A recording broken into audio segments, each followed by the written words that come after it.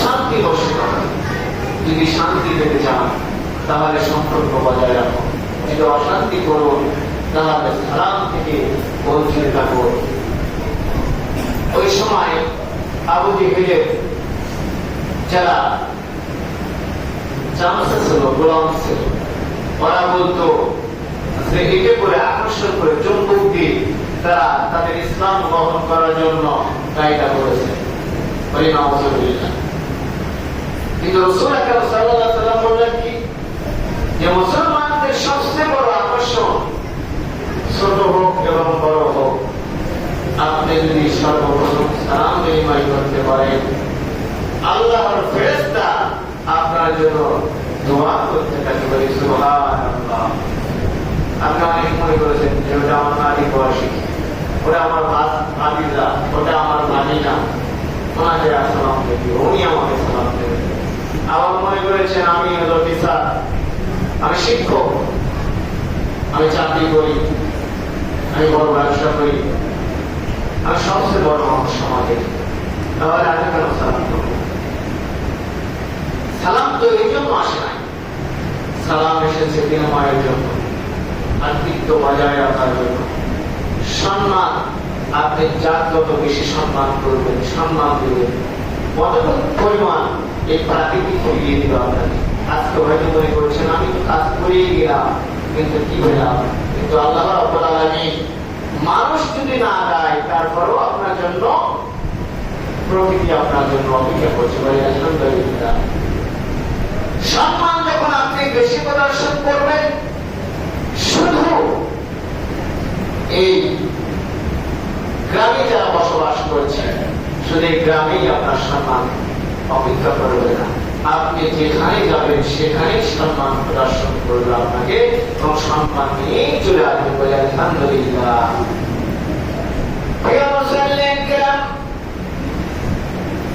এই জন্য সূরাতুল ইয়াসিনের ভিতর আল্লাহ রাব্বুল আলামিন বলেছেন, ইয়া আসরাতান আলাল ইবাদি মা ইয়াতিহিম মির রাসূলিন ইল্লা কানু বিহি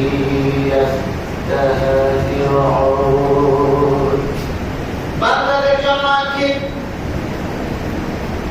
এমন কোন পয়গম্বর, এমন কোন নবী আসে নাই তাদের প্রতি তারা উপহাস করে না। এই কথা যখন ওই সাহাবায়ে কেরাম আলোচনা করেছিলেন, এবং আল্লাহ রাব্বুল আলামিন বললেন, সাউরে জিবরাইল যাও আমার বন্ধুর কাছে যে আয়াত পড়িয়া শোনাও, যে এর পূর্বে যতগুলো নবী এসেছিল, পয়গম্বর এসেছিল, তারা সকলেই তারা উপহাস করেছিল। রাসূলের কাছে আয়াত নাযিল হলো।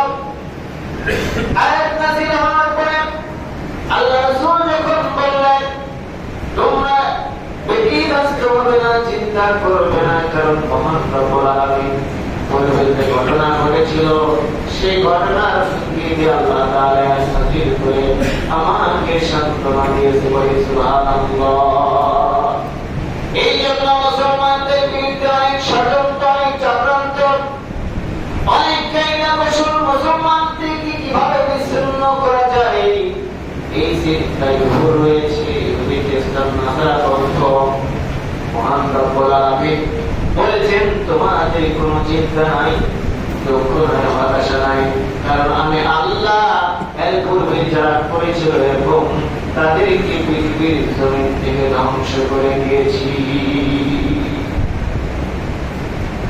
সেই চক্রান্ত করা হয়, তাই আমার পর্যন্ত হবে মুসলমানদের কৃষ্টি কালচার নিয়ে, মুসলমানদের চরিত্র নিয়ে তারা রিসার্চ করে, গবেষণা করে, মুসলমান কিসে দুর্বল, মুসলমান কোন জায়গায় আঘাত করলে তার মুসলমান তো থাকবে না, ঈমান হরণ করে নিয়ে নেবে। এই সম্পর্কে ইহুদিরা দিন-রাত 24 ঘন্টায় রিসার্চ করে মুসলমানদেরকে ধ্বংস করতেছে।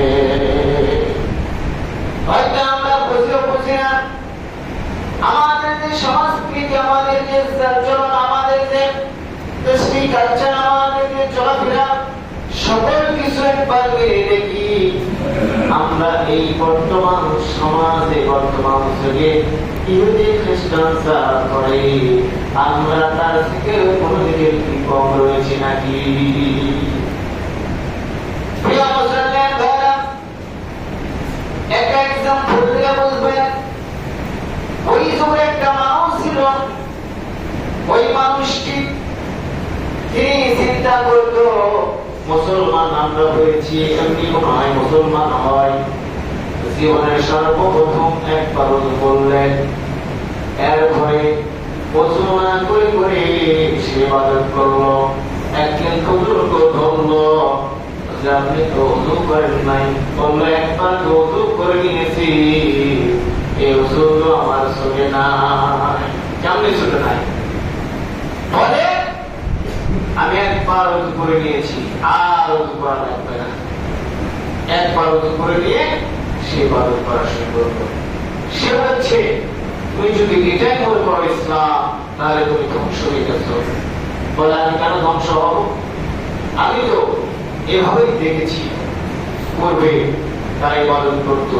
বললেন না, আমার পূর্ব শর্ত, নামাজের পূর্ব শর্ত ওযু করতে হবে, এর পূর্ব শর্ত গোসল করতে হবে, এর পূর্ব শর্ত আপনার হালাল এবং হারামকে আপনার বাছাই করে খেতে হবে, চলতে হবে। তাহলে এর মধ্যে কি রয়েছে? সে বলে যে আমি একবার ওযু করে এই 20 বছর পর্যন্ত ইবাদত করলাম, এই পর্যন্ত কেউ বললো না, আর আপনি বলেছেন এই হবে না। তখন সে উদাহরণ দিয়ে বললেন সেই যুগ সরে গেছে, যেই যুগে কোরআন নাযিল হয়নি। এই সময় তারা করেছিল, অনেক মনীষীরা করেছিল, তারা ভুল ধরে দিয়েছিল, কিন্তু বুঝতে পারে না। এখন আমি বললাম এভাবে যদি আরো 100 বছর পর্যন্ত ইবাদত করো, কোন ইবাদত করো তো তোমার কি হবে? কবুল হবে না। প্রিয় মুসলমান কিরাম, সেই বুঝতে পারল, বুঝতে পারার পরে বললেন আমি বলতেছি যে আমি যেভাবে আমি চলছি এটা ইসলাম নয়। ইসলাম হলো প্রিয় রাসূল আকরাম সাল্লাল্লাহু আলাইহি ওয়াসাল্লাম যে নিয়ম দিয়েছেন, এই নিয়ম কিন্তু ফলো করতে হবে, এর উপরই চলতে হবে, তাহলে আমরা ইসলামে অটল থাকতে পারবো। সুবহানাল্লাহ। আনাস রাদিয়াল্লাহু তাআলা আনহু বর্ণিত, তিনি বলেন রাসূল আকরাম সাল্লাল্লাহু আলাইহি ওয়াসাল্লাম বলেছেন, সে মসজিদের ভিতরে এসে চুপি চুপি বসে থাকলো এবং আলোচনা শুনলো এবং তার অনুযায়ী আমল করার চেষ্টা করলো এবং আল্লাহ তাআলাকে মনে মনে স্মরণ করে বললো যে আমি আল্লাহ তাআলাকে সন্তুষ্ট করতে চাই। ওই ব্যক্তির জানা অজানা গুনাহ খাতা আল্লাহ মাফ করে দিল। সুবহানাল্লাহ।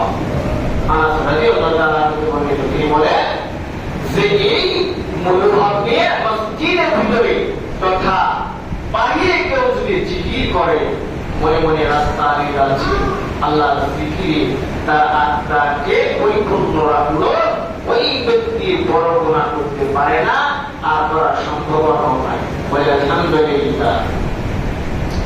প্রিয় মুসলমান কিরাম, সূরাতুল ইয়াসিন এই শেষের আয়াত আল্লাহ রাব্বুল আলামিন বলেছেন এই পৃথিবীতে চলে যে যত নবী রাসূল এসেছিলেন, এই নবী রাসূলদেরকে ওরা এমন ভাবে উল্লেখ করতেন, এমন ভাবে গালিগালাজ করতেন, এমন ভাবে তাদেরকে তাদের সামনে বললে, এমন ভাবে তাদের ফেরাতেন। সেই সময় আল্লাহ রাব্বুল আলামিনের কথা, যে সময় এই অবস্থা হয়েছিল, মহান রব্বুল আলামিন তাদের কথা আমাদের নবী হযরত মুহাম্মদ রাসূলুল্লাহ সাল্লাল্লাহু আলাইহি সাল্লামের উপর আয়াত নাযিল করে জানিয়ে দিলেন, তারা যতই চক্রান্ত করুক না কেন, আমি আল্লাহ তাদের চক্রান্ত মাখরাশের জালের মতো ধ্বংস করে দিই।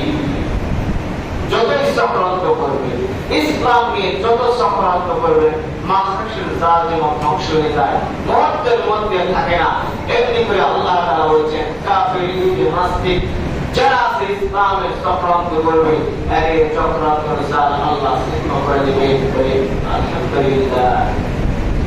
আল্লাহ রাব্বুল আলামিন বলেছেন আলাম ইয়ারাউ কাম আহলাকনা ক্বাবলাহুম মিনাল কুরআনি আন্নাহুম লা ইয়ারজিউন। তারা প্রত্যাখ্যান করে না, তাদের পূর্বে কত সম্প্রদায়কে আমি ধ্বংস করে দিয়েছি। কেমনে ধ্বংস করেছি? তাদের পূর্বে কত জাতিকে আমি ধ্বংস করে দিয়েছি। আল্লাহ আবার বলছেন কত জাতিকে আমি ধ্বংস করেছি, এই জাতিগুলো আর ফিরে আসে। ও মানুষ, একবার ভালো না, চিন্তা করো না, আমি আল্লাহ যদি ধ্বংস করি তার গোষ্ঠী সহকারে আমি আল্লাহ তাআলা ধ্বংস করি। যেমন ফিরআউনের উদাহরণ দিয়েছি, যেমন নমরুদের উদাহরণ দিয়েছি,